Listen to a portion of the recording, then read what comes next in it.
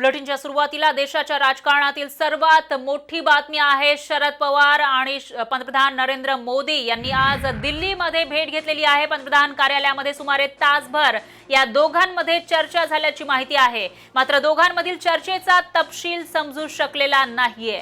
दरम्यान पवारांनी काल पियुष गोयल आणि संरक्षण मंत्री राजनाथ सिंग यांची ही भेट घेतली होती। तर राज्यामध्ये सुरू असलेल्या राजकीय घडामोडींच्या पार्श्वभूमीवर दोन बड्या नेत्यांची भेट महत्त्वाची मानली जाते। जून महिन्यामध्ये मुख्यमंत्री उद्धव ठाकरे आणि पंतप्रधानांची भेट झाली, तर काही दिवसांपूर्वी पवारांच्या नेतृत्वामध्ये तिसऱ्या आघाडीच्या चर्चाही रंगल्या आणि नुकतीच आगामी राष्ट्रपती पदाच्या निवडणुकीसाठी पवारांचं नावही चर्चेत आलं। त्यामुळे आजच्या या भेटी मागे नेमकं दडलंय काय, दोन्ही दिग्गजांमध्ये नेमकी काय चर्चा झाली याबाबत राजकीय पंडितांकडून विविध तर्क लढवले जात आहेत। तर पंतप्रधान नरेंद्र मोदी आणि शरद पवार यांच्या चर्चेनंतर राजकीय वर्तुळामध्ये चर्चांना उधाण आलं आहे। मात्र दोघांमध्ये नेमक्या कोणत्या विषयांवर चर्चा झाली असण्याची शक्यता आहे ते पाहूयात ग्राफिक्सच्या माध्यमातून। नवं सहकार खातं सुरू करण्यात आलं आहे, केंद्रीय खातं, आणि त्यावर चर्चा झाल्याची माहिती समोर येते। त्याचबरोबर बँकिंग क्षेत्राबाबत सुद्धा या दोघांमध्ये चर्चा झाली असावी असं म्हटलं जात आहे। तर एनसीपी नेत्यांच्या ईडी चौकशीच्या पार्श्वभूमीवर ही भेट होती अशी ही शक्यता वर्तवली जाते। केंद्रीय तपास यंत्रणांच्या हस्तक्षेपाबाबत चर्चा झाली असावी असंही म्हटलं जात आहे। तर काही दिवसांपूर्वीच केंद्रीय मंत्रिमंडळाचा विस्तार करण्यात आला आणि यावेळेला सहकार खातं सुद्धा तयार करण्यात आलं आहे आणि त्या खात्याविषयी चर्चा झाली असावी असाही एक या ठिकाणी शक्यता वर्तवली जाते। पवार मोदींमध्ये खलबतं झाली आहेत। भेटीची पार्श्वभूमी काय आहे, तर केंद्रामध्ये नव्या सहकार मंत्रालयाच्या स्थापनेनंतर ही भेट झाली आहे। एनसीपी नेत्यांच्या मागे ईडी चौकशीचा ससेमिरा लागलेला आहे। याशिवाय केंद्रात तिसऱ्या आघाडीच्या चर्चाही सुरू आहेत आणि हालचाली सुरू असल्याची माहिती समोर येते आहे। तिसऱ्या आघाडीच्या प्रयत्नामध्ये शरद पवार यांची भूमिका महत्त्वाची मानली जाते। तर केंद्रात राज्यातल्या मोदी भेटीची जी पार्श्वभूमी आहे ती आपण बघू शकतो। राज्यातल्या महाविकास आघाडी सरकारमध्ये कुरबुरी सुरू असल्याचं समोर येते। संरक्षण मंत्री राजनाथ सिंग यांची त्यांनी भेट घेतलेली होती। केंद्रामध्ये नव्या सहकार मंत्रालयाच्या स्थापनेनंतर ही भेट झालेली आहे। राष्ट्रवादी काँग्रेसच्या नेत्यांच्या मागे ईडी चौकशीचा ससेमिरा लागलाय आणि याविषयी अधिक माहितीसाठी आपले प्रतिनिधी विहंग ठाकूर हे थेट दिल्लीमधून आपल्या सोबत आहेत। विहंग, काय सांगाल, आतापर्यंत तरी या भेटीचा जो तपशील आहे तो समोर आलाय का?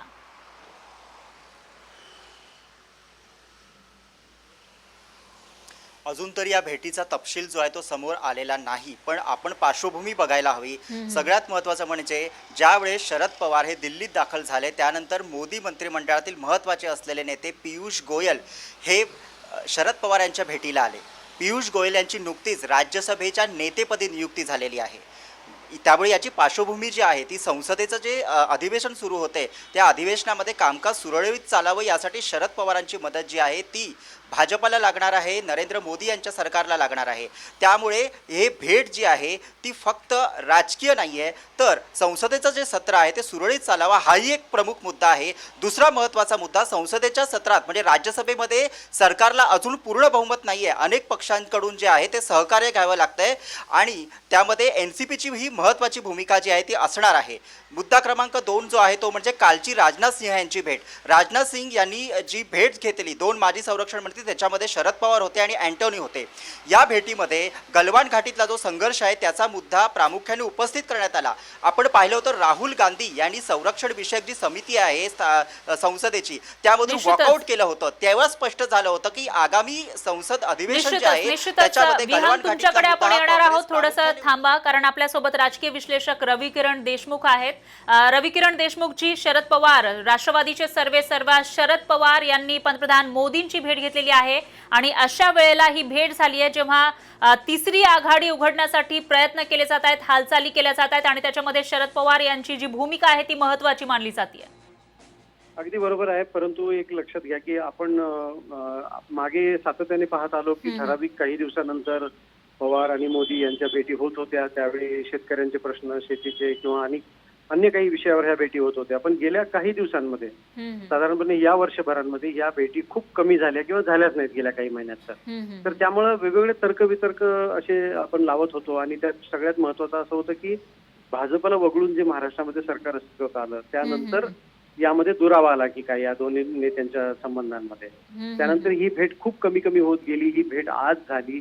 ही भेट होण्याच्या दरम्यान मध्यंतरी महाराष्ट्रामध्ये खूप काही घडामोडी घडलेल्या आहेत. महाराष्ट्रामध्ये मराठा आरक्षणाचा प्रश्न निर्माण झालेला असो, ओबीसीचं राजकीय आरक्षण असो, किंवा राष्ट्रवादीच्या काही मंत्र्यांच्या विरोधामध्ये ईडीची इन्क्वायरी सुरू झालेली असणं, मध्यंतरी उद्धव ठाकरे आणि पंतप्रधान मोदी यांची भेट झाली, त्याबद्दलही वेगवेगळे तर्कवितर्क निर्माण झाले. तर या पार्श्वभूमीवर ही भेट आहे. आणि शिवाय आगामी अधिवेशनामध्ये शेतीविषयक कायद्यांबद्दल काय भूमिका घेतली जाते विरोधी पक्षांकडनं यावरही मला वाटतं पंतप्रधानांचं बारीक लक्ष आहे. आणि राष्ट्रवादी काँग्रेसनी शेतीविषयक कायद्यांना म्हणावा तसा तितका कडवट विरोध केलेला नाही. याचं सगळ्यात मोठं कारण असं की महाराष्ट्रामध्ये शेतीविषयक कायद्यांच्या मध्ये अभिप्रेत असलेल्या बऱ्याचशा गोष्टी आपल्याकडे आधीच लागू झालेल्या आहेत. आपल्याकडे त्या संबंधित कायद्यामध्ये आधीच बदल लागू झाले आहेत. आपल्याकडे खासगी कंपन्या ज्या आहेत शेतीच्या व्यवसायातल्या, त्या कंपन्यांना खरेदीची मुभा आधीच मिळालेली आहे. त्यामुळं काँग्रेसच्या कडवट विरोधापोटी महाविकास आघाडीचं सरकार या कायद्यांच्या विरोधात भूमिका घेत आहे. परंतु राष्ट्रवादीची भूमिका ही थोडीशी समन्वयाची राहिलेली आहे. या पार्श्वभूमीवर मोदी, मला असं वाटतं पंतप्रधान यांनी त्यांच्याकडनं काही गोष्टींची माहिती नक्कीच घेतली असणार. त्याच्यामध्ये शेतीविषयक कायद्यांविषयी त्यांची भूमिका आणि सरकारची भूमिका, शिवाय महाराष्ट्रामधलं राजकीय वातावरण, मराठा आरक्षणाचा प्रश्न, आणि आपण पाहतोय की केंद्र सरकार एक नवीन कायद्यात बदल करू इच्छित आहे. सुप्रीम कोर्टामध्ये फेरविचार याचिका सादर करूनही सुप्रीम कोर्टाने सांगितलं की आम्ही जो पूर्वी निकाल दिलाय त्यापासून वेगळा निकाल आम्ही देणार नाही. राज्यांचे अधिकार संकुचित झालेले आहेत 102 नंबरच्या घटना दुरुस्तीमुळे, ज्याच्यामध्ये मागास किंवा आर्थिक आणि शैक्षणिकदृष्ट्या मागासांना आरक्षण देण्याचे अधिकार हे केंद्राकडे आहेत. पण केंद्र असा दुरुस्ती आणू इच्छित आहे की नाही, राज्य पातळीवरचे हे अधिकार आम्ही राज्यांनाच देऊ इच्छितो. मला वाटतं हाही विषय अतिशय महत्वाचा ठरणार आहे आगामी काळामध्ये. या सर्व मुद्द्यांवर चर्चा या बैठकी दरम्यान झाली असणार असं वाटतंय. निश्चितच. देशमुखजी, मात्र आणखी एक प्रश्न आहे, तो म्हणजे महाराष्ट्रामध्ये जी केंद्रीय तपास यंत्रणा आहे त्यांची कुरघोडी वाढलेली आहे असा नित्यानं आरोप केला जातोय. आणि जे राष्ट्रवादीचे नेते आहेत ते ईडीच्या रडारवर आहेत असंही समोर येत आहे. असं असताना ही भेट झालेली आहे. राजकारणातील जे चाणक्य मानले जातात शरद पवार यांनी पंतप्रधान मोदींची ही भेट घेतली आहे. तर यामध्ये समजा महाविकास आघाडीचं जे सरकार आहे ते कधीही पाडू असं अल्टिमेटम भाजपकडून दिलं जात आहे. आणि त्याच्यात ही भेट झाल्यामुळं महाराष्ट्रामध्ये अस्थिरता येईल किंवा महाराष्ट्राच्या राजकारणामध्ये एक वेगळं समीकरण दिसून येईल अशी ही चर्चा रंगली आहे. सरकार पाडणं याच्या गोष्टी जरी भाजपाकडून होत असल्या राज्य पातळीच्या नेत्यांकडनं, तरी ही इतकी सोपी गोष्ट नाहीये. मला वाटतं मोदींनी ज्या दिवशी मुख्यमंत्री उद्धव ठाकरे यांची बैठक दोघांमध्ये झाली होती त्या बैठकीत नक्कीच काही महाराष्ट्राच्या राजकारणाविषयी दोघांमध्ये चर्चा झाली असणार. आणि ती चर्चा तितकीशी फलद्रूप झालेली नाही. अन्यथा नारायण राणे यांचा समावेश केंद्रीय मंत्रिमंडळात झालाच नसता. कारण शिवसेना इतर कुठल्याही मुद्द्यावर तडजोड करू शकते, परंतु राणे यांच्या मुद्द्यावर तडजोड करू शकत नाही. कारण महाराष्ट्रामधले सुद्धा संबंध शिवसेना आणि भाजपाचे जे बिघडायला सुरुवात झाली त्यामध्ये राणेंचा भाजपामधला समावेश आणि त्यांना राज्यसभेवर पाठवणं हा अतिशय कळीचा मुद्दा ठरलेला आहे. त्यामुळं मोदींच्या पातळीवरून काही वेगळा पुढाकार घेऊन महाराष्ट्रामध्ये वेगळं सरकार स्थापनेसाठी काही पावलं उचलली जातात का, हा मुद्दा तिथे निकाली निघालाय. आणि आताच जे नवीन जे काही बदल झाले आहेत केंद्रीय मंत्रिमंडळामध्ये, त्यामध्ये अशी काही व्यक्तिमत्व घेतलेली आहेत की जी आक्रमकपणे शिवसेनेला तोडीस तोड उत्तर देऊ शकतात त्याच भाषेमध्ये. तर मला वाटतं की हा मुद्दा इतकासा आता तीव्र नाही राहिलेला सरकार बदलणं किंवा हे करणं. मूळ मुद्दा जो तुम्ही म्हणालात तो असा आहे, केंद्रीय तपास यंत्रणांनी जे काही पाश आवळत चाललेले आहेत हे वेगवेगळ्या प्रकरणांमध्ये, मग ते वाजेंचं प्रकरण असो, अनिल देशमुखांबाबतचं प्रकरण असो किंवा आणखी काही मुद्द्यांवर असो, त्या मुद्द्यावरनं मात्र जरूर सरकारमध्ये अस्वस्थता असेल. पण समजा त्यामुळं जर स्वतः पवार चिंतित असते तर ही भेट मोदींसोबतची त्यांची भेट ही आधीच झाली असती. ही भेट कदाचित 4 महिन्यापूर्वी 5 महिन्यापूर्वीच झाली असती.